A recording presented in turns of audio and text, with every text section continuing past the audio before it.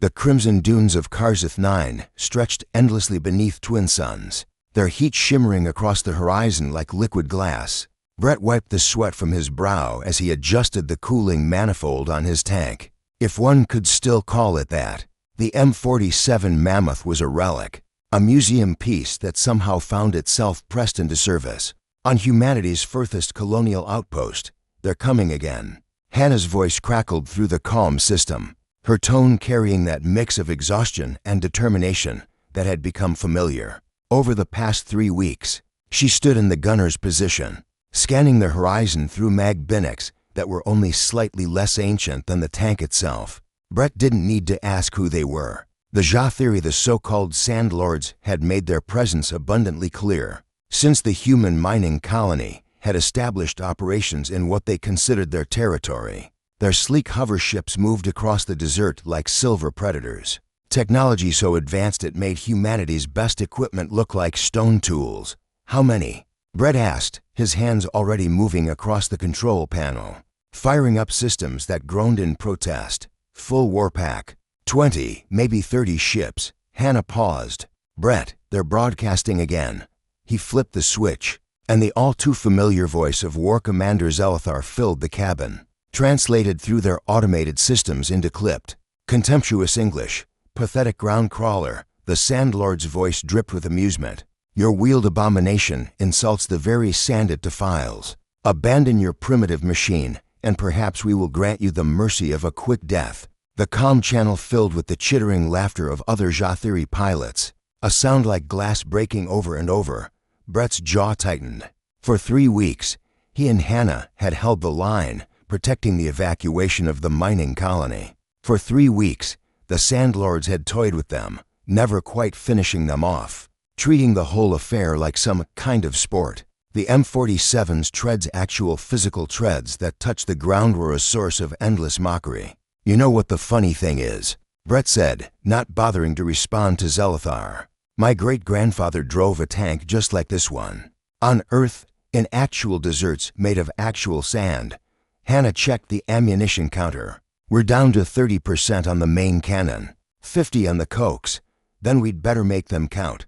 The hover ships came in fast, their anti-grav drives allowing them to dance and weave in patterns that would be impossible for any wheeled or tracked vehicle. Energy bolts scorched the sand around the M47, each miss deliberate, each near hit a taunt. Brett had learned their patterns over the weeks. The Jathiri were predictable in their arrogance. They always came from the same direction, always showed off with the same maneuvers. Always the sky-changed dot it started as a faint green shimmer on the horizon, like an aurora spreading across the daytime sky. Hannah saw it first. Brett, what is that?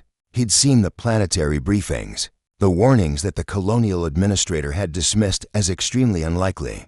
During our operational window, Karzeth 9's magnetic field was unstable, prone to violent fluctuations during certain solar alignments. The magnetic storm hit like a hammer. The Jathiri hover ships, dependent on their sophisticated anti-grav systems and delicate electromagnetic field manipulation, began to falter. One moment they were graceful predators. The next, they were falling rocks. The lead ships hit the sand with bone-jarring impacts, their pilot screams audible over the open comm channels. "Oh my God," Hannah whispered. Brett didn't hesitate. Main gun, target the crashed ships. Fire at will. The M47's cannon, a chemical propellant weapon that would have been at home in any pre-space age. Conflict toward to life. The first shell caught a downed hover ship squarely, its explosive payload tearing through armor designed to deflect energy weapons, but utterly unprepared for kinetic force. The few Jathiri ships still struggling to maintain altitude tried to retreat, but the magnetic storm intensified. Green lightning arced across the sky, and one by one, the silver vessels plummeted.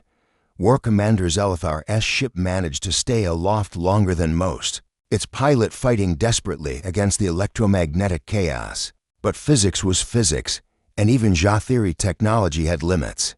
The ship came down hard, carving a long furrow in the crimson sand before coming to rest less than 100 meters. From the M-47, Brett brought the tank forward, treads grinding across the sand with a sound that was suddenly the most beautiful thing in the world.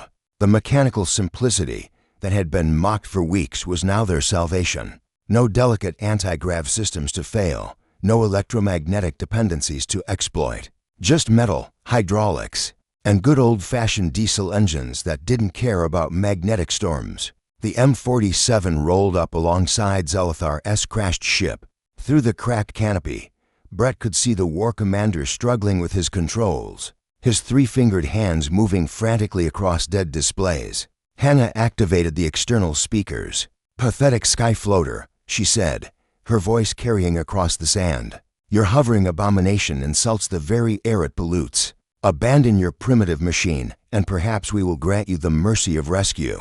Zelithar's multifaceted eyes focused on the tank, and for the first time, Brett saw something other than contempt in them. He saw fear. He saw respect. "The storm will pass," the Sandlord said, his translator struggling with the words. "Our ships will fly again." "Maybe," Brett replied, "but we'll still be here when they do. See, that's the thing about humans, we don't need the fanciest technology. We just need technology that works." He patted the M47's control console affectionately. "My great-grandfather would have loved this." The magnetic storm raged for 6 more hours. In that time, Brett and Hannah moved across the battlefield, pulling Jathiri pilots from wrecked ships, administering first aid, and proving that humanity's greatest strength wasn't in their weapons or their machines. It was in their stubborn refusal to quit, even when everything seemed stacked against them. When the colony's rescue ships finally arrived, followed by Earth Defense Force cruisers, they found an impossible scene: an ancient tank surrounded by dozens of disabled alien warships, its treads still churning through the sand, its human crew still standing guard. The Sandlords never laughed at tank treads again. And somewhere on Earth, in a military museum, a plaque was added to an old M47 Mammoth. "Technology is only as good as the will that drives it." Karzith 9 to 3 for 7. Crew: Brett Morrison and Hannah Chen. Casualties 0. The treads had held the line.